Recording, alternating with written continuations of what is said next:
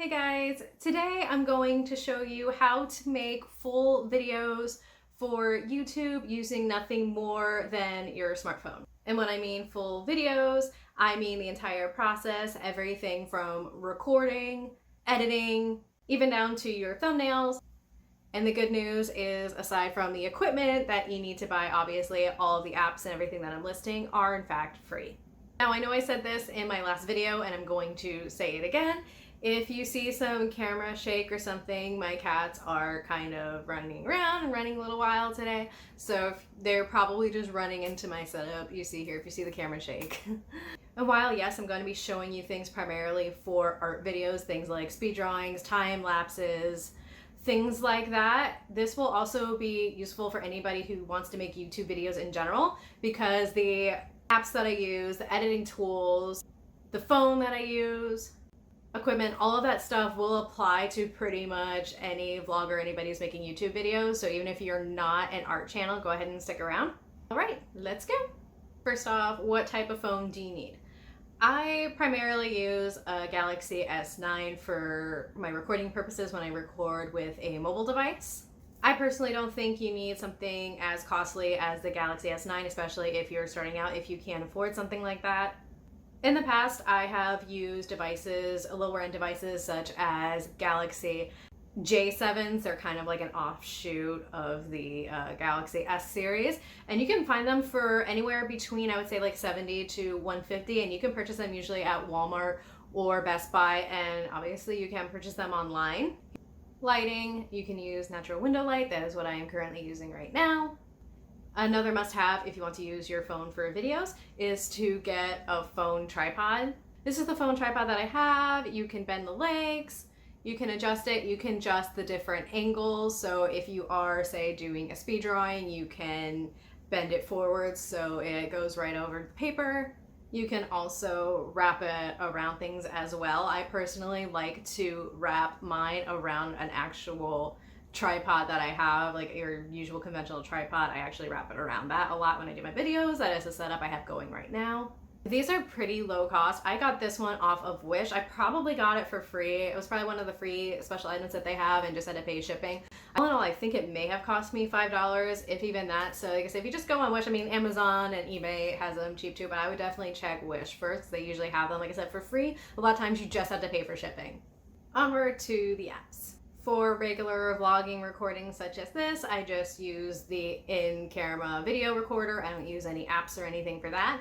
If I want to record the screen, for example, I do a lot of speed drawing, so if I want to document what I'm actually doing, you can do this a few different ways. The app I'm about to talk about, I cannot recommend enough. I have mentioned this app in so many of my videos. Hashtag not sponsored. I love this app so much and I cannot recommend it enough. So even if you're not an art channel, I would recommend downloading this app. It is completely free, but it is great for things like layering pictures, some slight photo editing and stuff, a little bit more than you can do with other apps, and I guess it's 100% free. The app that I'm talking about is Autodesk Mobile Sketchbook Pro. Said it is free. You have, if you're an artist, you have a lot of brushes, tools. You can import photos. So as I said, this is really good for layering photos, and this comes in really handy when it comes to thumbnails, which we will get to later. It has an in-app time-lapse screen recorder in it. So if you're into speed drawings and stuff, you can just use the app and record what's on there. So I've used that for these videos. So if you do drawings and stuff, this is a great way to document and record what you're doing.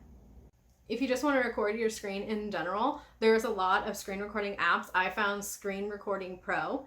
It's pretty easy, simple to use, very user-friendly, no watermark or anything, and it's saved directly into your gallery, so very easy.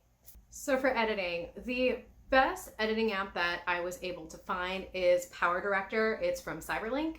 Going through the different editing apps, Power Director definitely seems to be the best one. And while there is a free version of this app, I would recommend getting the full version. The free version limits your resolution and also has a watermark on it. The paid subscription service isn't that much. It's about, if you do it monthly, it is $5.99 a month. If you do a 12-month, it goes down to like $2.99 or $3.99, something like that. The editing capabilities in this are pretty powerful. You can add multiple layers, you can add audio, you can layer images, slice, cut out, edit, delete, all of that stuff. There isn't any lag that I noticed. And I did use that app to completely edit this video. Onward to thumbnails. So now you have your editing and everything done. You're ready to make your thumbnail before you upload. Now there might be a better way to do this than what I'm recommending. Admittedly, I'm not too familiar with complete photo editing within mobile devices and apps and stuff. I do pretty much exclusively use Photoshop for all of my photo editing, making thumbnails. But I do know how to do it. It's just like I said, if you know a better, quicker way to do it, let me know. This is just the way that I know how to do it, the way I know how to do it for free. Now, when I was looking up yesterday, just before I made this video, I wanted to look at actual thumbnail maker apps. Like, I don't really like using preset apps to make artwork and stuff for me. I like to customize it completely myself, but I wanted to see what was out there. And it seemed like to make really nice thumbnails, you always had to pay some kind of subscription service for the full features. It seemed very bare bones what you could do for free. So I'm going to show you what you can do in all those pro apps for free right here. So if you want to make a collage. So here's an example of a thumbnail that I made completely through the apps that I'm going to show you and the process that I used to make this app. As you can see, there's font, there's a collage, there's layered images. So you got the Google logo on top of everything. I put that all in myself. So for collages, I use the photo collage maker that you need to use for Instagram and stuff to make collages within that. They have a bunch of different kind of layouts and designs, and you can mix and match, and you can edit the way the layout is and customize it for yourself. So that's what I use for the first initial collage process. For layering the images, we're gonna go back to the app that I was talking about before, Autodesk drawing app. And here, because you have the different layers that you're able to work with, you can import layers. For example, when I got the Google logo, you take it, you select it, and then you delete the image around it. So you have just the Google logo and you can layer it on top. And since you're working with layers and everything, that makes everything a lot easier, and you can do a lot with placement there. And then you can go ahead and add in drop shadows and things like that if you want to make them pop a little bit more. Now this app does have text capability, but unfortunately the font styles and stuff are pretty limited. So for text over thumbnails, I like to go to Photoshop Express. So this is an app that I have used for very basic editing purposes when I just need to adjust the contrast, bring out some whites, adjust highlights, saturation, all of those kind of things. But it does have a lot of textile options, which I really like. So I will usually, when I'm done doing the rest of my thumbnail, the textile will come last and I will add that in there. And there's a bunch of different ways to use that.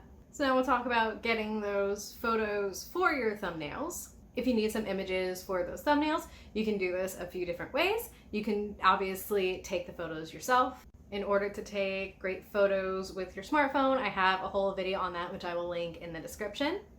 If you feel like it would be better, you can always use stock photos. If you go to Google, you can actually filter it to Creative Commons and royalty-free photos. You always want to check the terms and conditions with everything because maybe they want credit or something, but that's a great way to find free use photos for thumbnails and videos and stuff like that. You can also filter it on Flickr as well to get those Creative Commons photos. And DeviantArt has a lot of stock photos as well. Again, always read the terms and conditions for that. So yeah, that's pretty much it. That is how you can make full and complete videos from start to finish, just using a smartphone, tablet, whatever mobile device that you have.